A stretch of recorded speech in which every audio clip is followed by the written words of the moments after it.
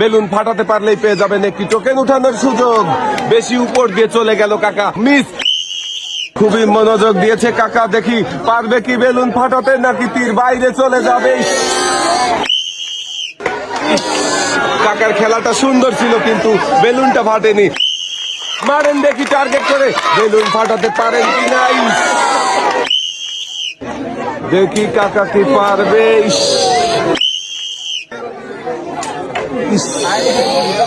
বেশি উপর দিয়ে চলে গেছে, দেখা যাবে কাকা। হ্যাঁ, দেখা যাবে। বেলুন ফাটাতে হবে কিন্তু।